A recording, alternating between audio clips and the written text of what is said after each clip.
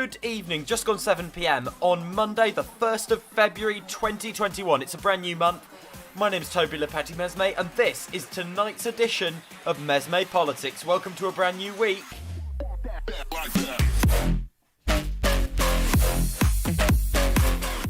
Coming up between now and 7:30, we are bringing you all the latest in UK and US politics from a unique leftist perspective.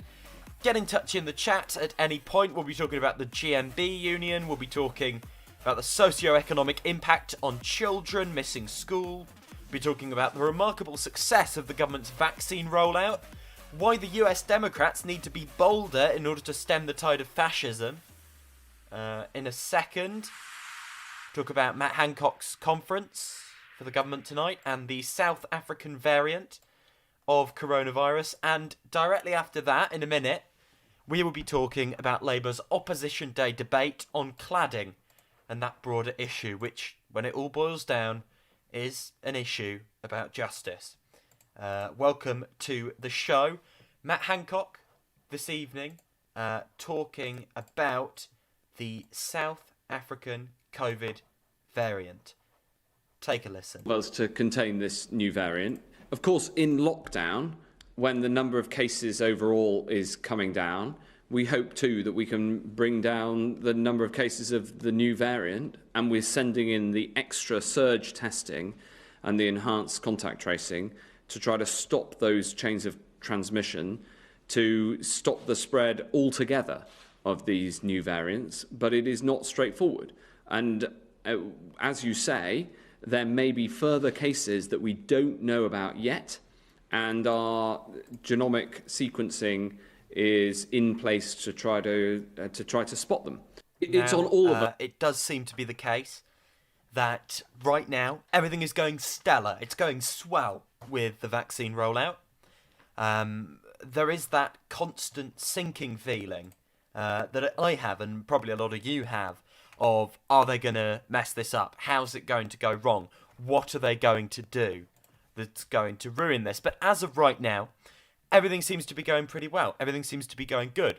And we should just shut up and be grateful for it, I suppose. Things are going well. But I do have that feeling of existential dread, because I know how they've messed up things that should have been really easy throughout this.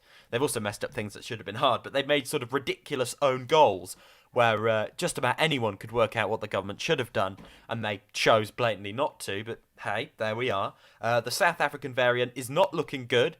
It may be as transmissible as the UK variant, and it's more prone to mutation, which will not prevent vaccinations from working, as some initially suspected, but it will just make it a whole lot harder, because it will basically temper the effect on transmission and infection, apparently, that the vaccine has. Obviously, I defer to all the scientific sources on that. Don't take my word for it. Basically, don't listen to me on the science of it. Listen to the experts. I am merely a political commentator, and I would not claim to be any more than that. I'm not an expert on this, and I defer, as always, to the experts. Get in touch with the show at any point with your thoughts via the chat, and please hit like, because that does apparently help us out with the algorithm. Now, Labour has said it is extraordinary that millions of people could potentially be living in homes clad in dangerously flammable material, as the party launched a parliamentary push for the government to take steps to help those affected. Ahead of an Opposition Day motion in which Labour will call for measures, including an independent task force on cladding, the party's leader, Keir Starmer, was to meet leaseholders in East London facing potential huge bills. The party says up to 11 million people may live in properties with unsafe cladding, an issue that came to prominence with the tragedy at Grenfell Tower in West London in June 2017. Many people who own affected flats have been presented with significant bills for remedial works or fire patrols, with some being made bankrupt, and a number have been unable to sell their properties. The Shadow Housing Secretary, Thangam Debonair, said the situation was extraordinary, saying on the Today programme, nearly 4 years ago, nearly 4 years on from the Grenfell fire tragedy, in which 72 people lost their lives, there are still hundreds of thousands of people across the country in a situation where they've got either dangerous cladding or other fire risks and are being faced with huge charges, skyrocketing insurance, and it's almost impossible to sell their homes. Labour is also demanding a 2022 deadline for all homes to be made safe, funding provided for the work, and efforts to recover costs from the companies responsible. Right.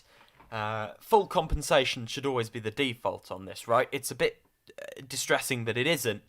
The default position should be full compensation, full help from the government to all involved, and severe ramifications to those culpable. We're not really going to get that Tory government, but that is what we should be seeing. This is from Sky News earlier. Co-founder of the UK Cladding Action Group, William Martin, talking about the situation. We pay £7,000 a week for a waking watch, which works out at £3,000 a year each. Now, I'm a junior doctor, and that's 8 weeks of my working year that I spend entirely working just for a man to patrol my building. And that is it's just so insulting.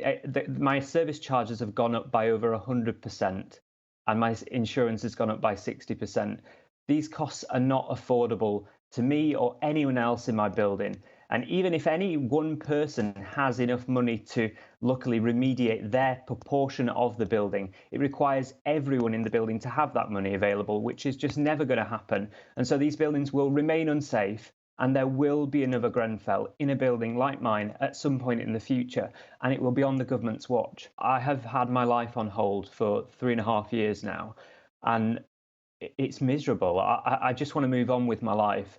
And the government has dragged their heels so much over the last 3.5 years. It has taken so long for us to arrive at the point of today where it is, getting national attention. I mean, it really... it doesn't get bleaker. Those in government that are still dragging their feet deserve nothing but the utmost unconditional contempt from all of us. All the talk of lessons learned and its blatant, misleading hypocrisy, basically complete lies that people were fed in order to placate them. But nothing's being done. Certainly not enough is being done. Opposition Day debates, I think, are pretty handy by Labour on this. I've noticed the new leadership of the Labour Party. Well, it's not really new anymore, is it? Well, it's not in its first year yet. But, the new leadership, the Starmer regime, if you will, is using Opposition Day debates in a really useful way, basically using it to shame the government. Basically showing them up. This is what's going to happen today. Nothing legislative is going to change unless there's a rebellion, which is always a possibility, and that'd be great. But the government, at the end of today, will have been shown up for plonkers. Again, been shown up for the absolute foot-dragging plonkers that they really are. And I think that's a win for all of us. This is Hayley. She was made bankrupt because of the cladding crisis. And this was on Steph's packed lunch on Channel 4 today. Have a listen. Just the injustice of it, really. Like, I don't know if I'm devastated or furious. I can't decide. And you must be feeling all of those emotions, and because you hadn't had the flat long, had you, before you found out about all this dodgy cladding, and then the bills you were going to have to pay for that, which you couldn't afford. I mean, now it's understandable. You're angry about it, and you want to try and make a difference for all the other people who are in similar positions, don't you? Well, exactly, because at the time, you're just scared. You can't quite believe it. And I know this is really silly, but I'd only been in there for 6-8 months at that point. I was thinking about my brand new sofa and what colour I was going to get my bedroom carpet, silly things like that. And then, you just don't think that it could ever get to this point when it's nothing to do with me, really. I feel a bit cheated and robbed and taken from, and so do all my neighbours and friends. What we're saying is that this can't go on anymore. So we want this afternoon to force a vote to say to the government, look, you need to set up a task force which needs urgently to look at where this cladding is, because nobody should be living in unsafe accommodation. You need to then put some money behind getting this put right fast, and you need to protect leaseholders, people in Hayley's position. That's what we're asking for. We're going to force it to a vote. I actually would prefer it not to be a party political issue. I think most people would say 3.5 years after Grenfell, when people are in Hayley's position, politicians need to come together and get this fixed. This is a complete injustice. Let's pull together and get it fixed. So today, Hayley, what we're trying to do is make sure that Parliament is looking at your issue in the sense, looking at people in your position, and we're talking about that. And I think that's an important thing, that there's further attention to this, because my strong view is, and it's why I'm really pleased that you're coming forward again today, my strong view is the more people who know what's actually happened, the more people who say that's just wrong and we need to do something about it. It's good to see Starmer basically jumping on this and talking about it. The thing I think we need to see from Labour on this is a more in-depth analysis, not just, oh, it's a bad thing. Everyone agrees it's a bad thing. We need to see systematic analysis of the fact that this is the result of outsourcing. This is the result of neoliberalism. This is the result of an economic system that has 1 in 4 kids, if not more, growing up in poverty in the 6th richest country in the world. We need to see the structural analysis, and we need to see the calls for big structural change as a result of it. Over to the States, and Senator Bernie Sanders, the Vermont Independent, prepares to take control of the Senate Budget Committee. He is mounting an aggressive campaign ahead of what will be one of his first tests as chairman, securing the support needed to increase the federal minimum wage to $15 an hour by 2025 in a pandemic relief package. Whether he succeeds will not only affect the jobs and wages of millions of American workers, but also help define the limits of Democrats' willingness and ability to use procedural manoeuvres to shepherd major policy proposals past entrenched Republican opposition in an evenly divided Senate. President Biden and top Democratic leaders have repeatedly said their first choice is to pass a sweeping $1.9 trillion stimulus package with bipartisan support. But Republicans are already balking at the scope of the proposal, and raising the minimum wage to $15 is a particularly contentious part of the bill, a progressive priority that draws intense opposition from many Republicans. That's from the New York Times. Now, let's look at this. A message to the Democrats, who are rolling back on various things. 2025, not good enough. 1,400 checks, not good enough. You cannot dress up broken promises. You advertised $2,000 stimulus checks out the door. Picture of a check, $2,000 on it. You talked about raising the minimum wage. You didn't talk about minimum wage by 2025, by which point $15 will be so pathetically minuscule it won't make a difference and won't upset the powers that be. You cannot dress up broken promises with, well, actually, sort of technocratic language. You could do that to sleep at night, but voters will still see that they've been screwed. I don't care how many times you dress it up a different way. That will not change. That will absolutely not change. And an observation, and I think it's really hard not to make, is that Democrats, a lot of top Democrats, are just really fundamentally awful people. Elitist, snobby, take what you want and be grateful for it, sort of millionaire coastal liberals who are completely out of touch with working class Americans right across the country, be they white, be they black, be they on the coast, be they in flyover country, be they rural, be they urban, be they liberal, be they conservative, completely out of touch with the real concerns facing people. And that's why they keep losing. And that's why when they do win, it's rare. And that's why, of course they have got the majority on their side because of the antiquated electoral system. They're not winning in enough areas. And we're still looking down the barrel of 2022, seeing them swept out of Washington in terms of Congress. This is Bernie Sanders talking about raising the minimum wage to $15 an hour. The current federal minimum wage is $7.25 an hour. If you earn that and you work full time, you earn $15,080 a year. Under the proposed minimum wage that the Biden administration has suggested of $15 an hour, phased in over the next few years, if you earned $15 an hour for full-time work, 40 hours a week, that would be $31,200 a year, which is still virtually impossible to survive on if you are a sole wage earner in a family. But you have been pushing for this for a long time. You called it $15 an hour when people were saying maybe $12. What do you think about this new proposal? Well, I think clearly we are making progress not only in the Congress, and I'm delighted that the president is supporting this proposal. We're making progress with the American people. In state after state, when $15 an hour minimum wage is on the ballot, it wins. In Florida, where Biden lost by 3 points, $15 an hour minimum wage got, I believe, 61% of the vote. Look, bottom line is, as you've just indicated, anybody with a brain in his or her head understands you can't live on $7.25. You can't live on 10. You Yep. can't live on $12 an hour. We got half the people in this country, Ali, who are living paycheck to paycheck. And we've got to raise that minimum wage to at least $15 an hour, a living wage. Sanders going more in depth in terms of bipartisanship here. Have a listen. Did the president overestimate the appetite for bipartisanship? Martha, the issue is not, bipartisanship. We're not. The issue is, are we going to address the incredible set of crises and the pain and the anxiety which is in this country? It's hard for me to imagine any Democrat, no matter what state he or she may come from, who doesn't understand the need to go forward right now in an aggressive way to protect the working families of this country. Democrats have majority because of the fact that we won 2 seats with great candidates in Georgia. But that campaign, in many ways, was a national campaign.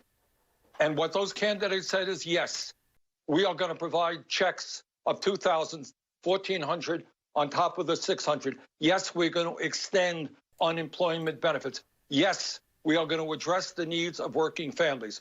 Always right, of course right. And if Democrats don't acquiesce to this and realise it, they do face incoming oblivion in 2022 and maybe even in 2024, although I think that's unlikely.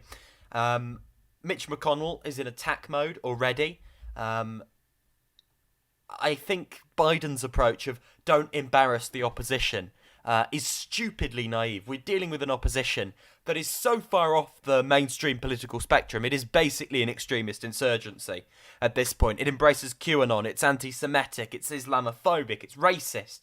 It is literally undemocratic, anti-democratic. It's seditionist. Okay? It's a friend of domestic terrorism.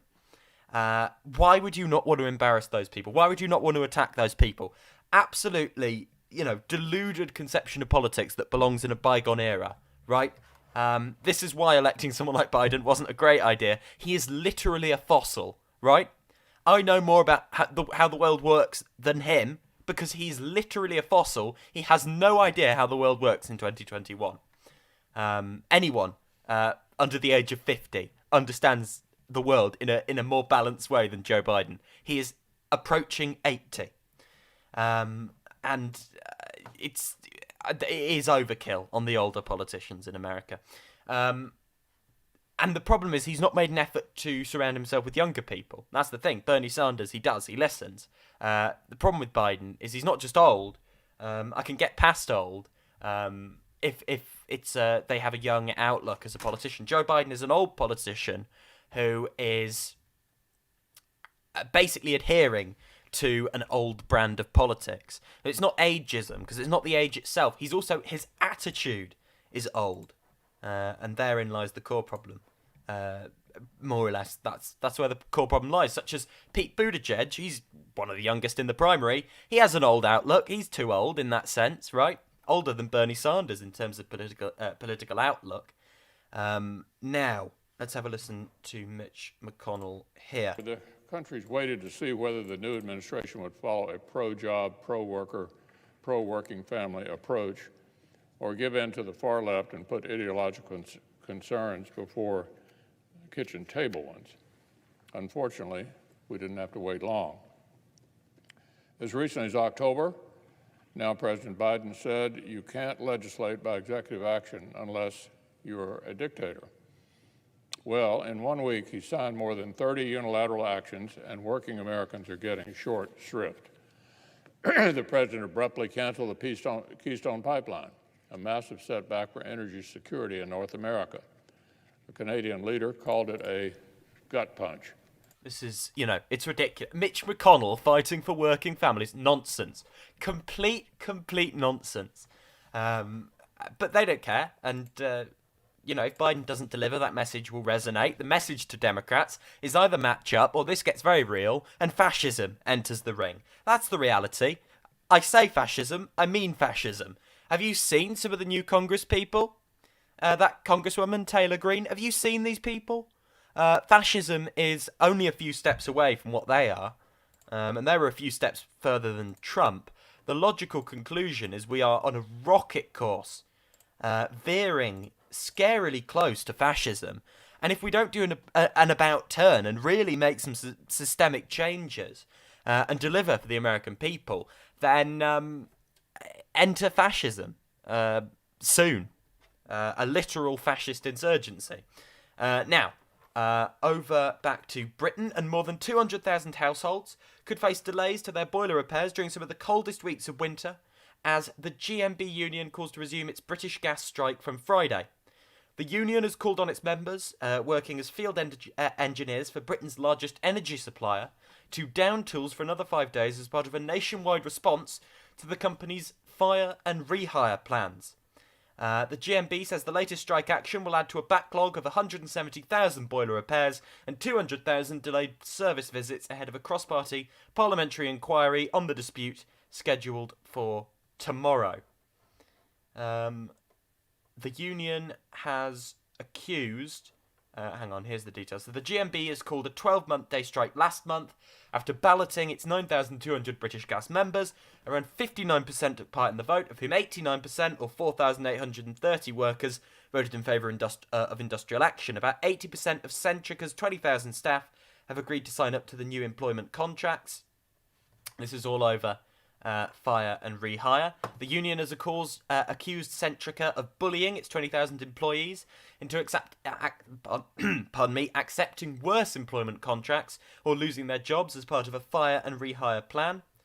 Spokesperson for the business says our business needs to change to survive and protect 20,000 jobs. We know change is difficult, but we have offered a fair deal that has been negotiated over 300 hours with unions where base pay and pensions are protected. And they said it was a final resort option. And as I say, the union has said this is basically bullying and they're going to fight back against fire and rehire practices, which is absolutely right. Solidarity with these workers. This is about decency. It's about fairness. Labour has taken a good line on these things, talking about the need to scrap fire and rehire. It's been good to see from the Starmer leadership an unusual level of solidarity with unions. It's mixed messages, but historically, Labour leaders haven't shown that much solidarity. You wouldn't hear that much solidarity from Ed Miliband as Labour leader, because the right of the party basically had a veto on what he did or didn't say. Keir Starmer showing solidarity, talking about strength in a union. That's good. It's always good to see that. Let's see more of it, and I hope we do. I sincerely hope we do. This is about decency. It is about fairness. I think most people would agree. Solidarity with the British gas workers. Absolutely solidarity with them.